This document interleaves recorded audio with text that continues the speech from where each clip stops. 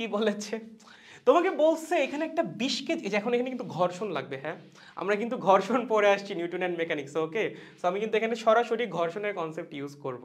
I think তোমাদের মনে আছে ঘর্ষণ কেমনে কি কাজ করতো, ঘর্ষণ বলের মান কেমনে বের করতাম। Okay fine. সো আমাদের কাছে এরকম একটা আনুভূমিক তলের মধ্যে বস্তু আছে যার ভর হচ্ছে 20 কেজি। এই বস্তুর উপর আমরা কি করছি, 50 নিউটন মানের বল প্রয়োগ করছি, এবং বল প্রয়োগ করার জন্য বস্তুর সরণ ঘটছে 5 মিটার। কোন দিকে? ধরো এই দিক বরাবর, মানে দিয়েই দিছে কোয়েশ্চেনে, এই দিক বরাবর সরণ ঘটছে কত? 5 মিটার।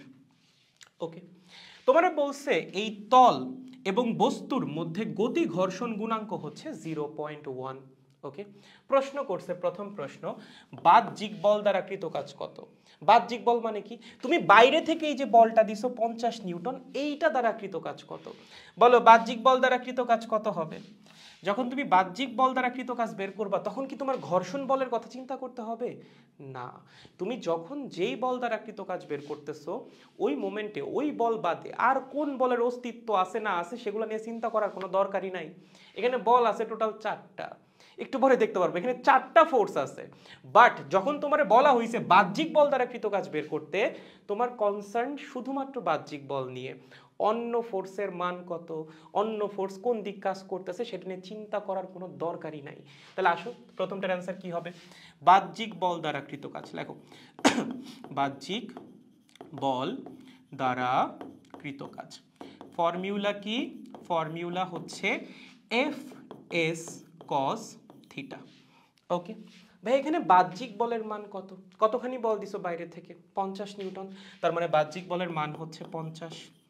এই বল প্রয়োগ করার কারণে বস্তুর সরণ ঘটছে কতটুকু? 5 মিটার। তার মানে এখানে সরণের মান হচ্ছে 5। ভাইয়া থিটার মান কত?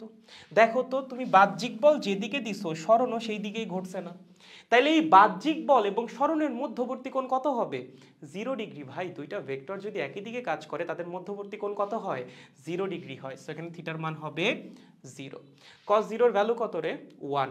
5কে 50 দিয়ে গুণ করলে হয়ে যাবে 250। তার মানে অ্যান্সার হবে 250 জুল। বুঝছো? সহজ। এবার আসো সেকেন্ডটা। সেকেন্ডটাই তোমার কি বলছে, এই কেসটাতেই ঘর্ষণ বল দ্বারা কৃত কাজ কত? তাহলে এবার আমরা কি বের করব? ঘর্ষণ বল দ্বারা কৃত কাজ কি? ঘর্ষণ বল দ্বারা কৃত কাজ। ওকে ভাইয়া, বাহ্যিক বল না হয় কোয়েশ্চেনে দেওয়া ছিল, কিন্তু ঘর্ষণ বল তো কোয়েশ্চেনে দেওয়াই নাই।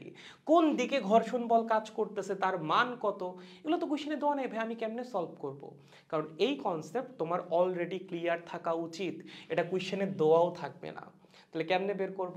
বলো ঘর্ষণ বল কোন দিক কাজ করে? বস্তু যেদিকে গতিশীল হয় তার বিপরীতে কাজ করে ঘর্ষণ বল। আমাদের বস্তু গতিশীল কোন দিকে? ডান দিকে। তাহলে গতি ঘর্ষণ বল কোন দিকে তৈরি হবে? বস্তু যেদিকে গতিশীল তার বিপরীত দিকে। তাহলে ঘর্ষণ বল তৈরি হবে এই ডিরেকশন বরাবর। ঠিক আছে, সব সময় বস্তুর গতির বিপরীতে তৈরি হবে ঘর্ষণ বল, এটা যেন মনে থাকে। ওকে, এখন এই ঘর্ষণ বলের মানও তো আমরা জানি না ভাইয়া। ঘর্ষণ বলের মান কেমনে বের করব? ইজি। ঘর্ষণ বলের মান বের করার ফর্মুলা ছিল গতি ঘর্ষণ গুণাঙ্ক মাল্টিপ্লাইড বাই উলম্ব প্রতিক্রিয়া বল। মনে আছে অ্যামান্টান্স ল? স্থিতি ঘর্ষণ আর গতি ঘর্ষণের জন্য আমরা পড়ছিলাম। এই আরটা কি ছিল? উলম্ব প্রতিক্রিয়া বল। এখানে উলম্ব প্রতিক্রিয়া বলের মান কত হবে? দেখো, এই বস্তুটা তলের উপর mg পরিমাণ বল প্রয়োগ করবে নিচের দিকে। ওকে, এবং তখন তল বস্তুর উপর একটা উলম্ব প্রতিক্রিয়া দিবে আর পরিমাণ। ঠিক আছে, বা উলম্ব প্রতিক্রিয়াকে অনেক সময় n দ্বারাও প্রকাশ করা হয়। n মানে হচ্ছে নরমাল রিয়াকশন, মানে উলম্ব প্রতিক্রিয়া, বাট আমরা ধরো আর দিয়ে প্রকাশ করতেছি। আর এর মান কত হবে? একদম mg এর সমান। ঠিক আছে, এই বস্তু তলের উপর যতখানি বল প্রয়োগ করবে তল বস্তুর উপর ঠিক ততখানি উলম্ব প্রতিক্রিয়াই দিবে। ওকে, তাহলে আর এর মান কত? আর এর মান হচ্ছে mg। তাহলে মিউকে ইন্টু mg, এই হচ্ছে আমাদের ঘর্ষণ বলের মান। এখন আমাদের কি লাগবে? এই ঘর্ষণ বল দ্বারা কৃত কাজের মান, তাই না? তাহলে একটু লেখো তো, ফর্মুলা কি? বল ইন্টু সরণ ইন্টু কস থিটা। ওকে, বলের মান কত রে? বলের মান হচ্ছে মিউকে ইন্টু mg। ওকে, সরণ কত ভাইয়া? সরণ ঘটছে 5 মিটার। ওকে ভাইয়া, থিটা কত? 0 ডিগ্রি? না, সরণ ঘটছে ডান দিকে। ঘর্ষণ বল কাজ করছে কোন দিকে? বাম দিকে। তাহলে বল এবং সরণ কি পরস্পর বিপরীতে কাজ করতেছে না, অপোজিট ডিরেকশনে কাজ করতেছে। তাহলে এই দুইটা ভেক্টরের মধ্যবর্তী কোণ কত হবে? 180 ডিগ্রি। সো এবার থিটার মান হবে 180 ডিগ্রি। বুঝতে পারছো? সহজ। এখন জাস্ট মান বসাই দিবা। মিউকের মান কত? 0.1। এম এর মান কত? 20 কেজি। জি এর মান 9.8, এটা 5। কজ 180 মান কত? -1। ওকে, সো এখান থেকে যদি ক্যালকুলেট করো, এখানে আসবে 2, এখানে আসবে 5, 10, 98, -98 জুল। ঠিক আছে, এইটা হবে হচ্ছে ঘর্ষণ বল দ্বারা কৃত কাজ। ওকে, প্রথমটা হচ্ছে বাহ্যিক বল দ্বারা কৃত কাজ। যখন বাহ্যিক বল দ্বারা কৃত কাজ বের করতে বলছে, আমরা চিন্তা করব শুধুমাত্র বাহ্যিক বল নিয়ে।